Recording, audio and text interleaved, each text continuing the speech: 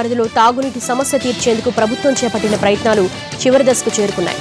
Urban machine భగీరథలో భాగంగా water board నిర్మించి తాగునీటి రిజర్వాయర్ల నిర్మాణ పనులు దాదాపుగా పూర్తయ్యాయి. 53 వాటర్ రిజర్వాయర్లు నిర్మిస్తుండగా తొలి దశలో 12 రిజర్వాయర్ల నుంచి సిటీలోని 14 సర్కిళ్ల పరిధిలోని పలు ప్రాంతాలకు ఈ నెలాఖరున మంచినీటిని సరఫరా చేస్తామని జలమండలి ప్రకటించింది.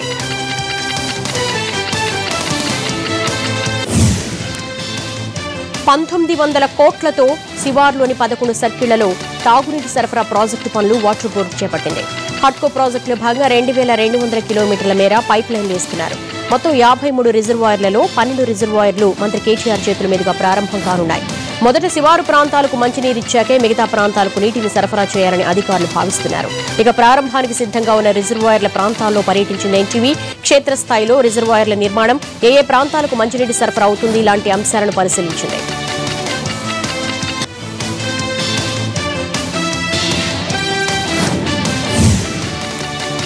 అటు ప్రపంచ బ్యాంకు నిధులతో మల్కాజ్గిరి సర్కిల్లో తాగునీటి ప్రాజెక్టు పనులు ఇప్పటికే పూర్తయ్యాయి. ప్రస్తుతం జరుగుతున్న పనులను జూన్ నాటికి పూర్తి చేయాలని లక్ష్యంగా పెట్టుకుంది హైదరాబాద్ జలమండలి. శివార్లో ఇప్పటివరకు 1000 కిలోమీటర్లకు పైగా పైప్ లైన్ల నిర్మాణం పూర్తయింది. పనులు పూర్తయిన 12 రిజర్వాయర్లలో ట్రయల్ రన్ కూడా కొనసాగుతోంది. 12 రిజర్వాయర్లు అందుబాటులోకి వచ్చి పైప్ లైన్ నిర్మాణం పూర్తయిన తర్వాత నీటి సరఫరా ప్రారంభం కానుంది. కొన్ని ఏరియాల్లో ఇప్పటికే ఉన్న కనెక్షన్లను కొత్త నెట్వర్క్ కు అనుసంధానిస్తున్నారు. విశాఖ రైల్వే జోన్ కోసం ఓ యువకుడు ఆత్మహత్య చేసుకున్న ఘటన ఆలస్యంగా వెలుగులోకి వచ్చింది. విశాఖపట్నానికి చెందిన పితాని శివదుర్గా ప్రసాద్ వారం రోజుల క్రితం మర్రిపాలెం వద్ద రైలు కింద పడి ఆత్మహత్య చేసుకున్నాడు. అతడు రాసిన సూసైడ్ నోట్ లభించడంతో దాన్ని పోలీసులకు అందించారు తల్లిదండ్రులు. విశాఖకు రైల్వే జోన్ రావడం వల్ల చాలా మంది నిరుద్యోగులకు ఉపాధి లభిస్తుందని సూసైడ్ నోట్లో రాశాడు. తాను బీటెక్ చదివినా ఉద్యోగం లభించలేదని, అందుకే భార్య కూడా తనను వదిలి వెళ్లిపోయిందని ఆత్మహత్య లేఖలో ఆవేదన వ్యక్తం చేశాడు.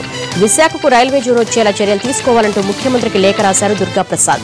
తమ కుమారుడి మొర ఆలకించి విశాఖకు రైల్వే జోన్ వచ్చేలా చూడాలని సీఎంను కోరుతున్నారు దుర్గాప్రసాద్ తల్లిదండ్రులు.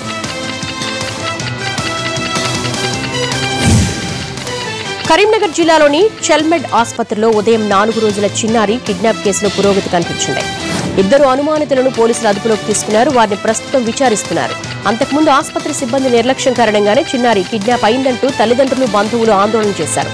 ఆసుపత్రిలో ఫర్నిచర్ ధ్వంసం చేశారు.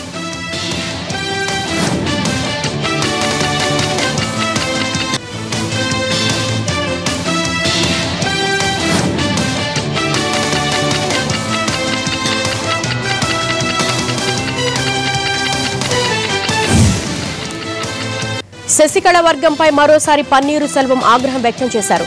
2 వర్గాలు చేతులు కలుపుతున్నారని వార్తలు వస్తున్న సమయంలో శశికళ కుటుంబంపై తీవ్రస్థాయిలో విరుచుకుపడ్డారు పన్నీరు సెల్వం. అమ్మకు పార్టీకి ద్రోహం చేసిన శశికళ, దినకరన్లు అన్నాడీఎంకేలో ఉండడానికి వీల్లేదని స్పష్టం చేశారు. శశికళతో పాటు దినకరన్ను పార్టీ పదవుల నుంచి తొలగించాలని పన్నీరు సెల్వం డిమాండ్ చేశారు. పార్టీ ప్రధాన కార్యదర్శిగా శశికళ నియామకం చట్ట వ్యతిరేకమన్నారు.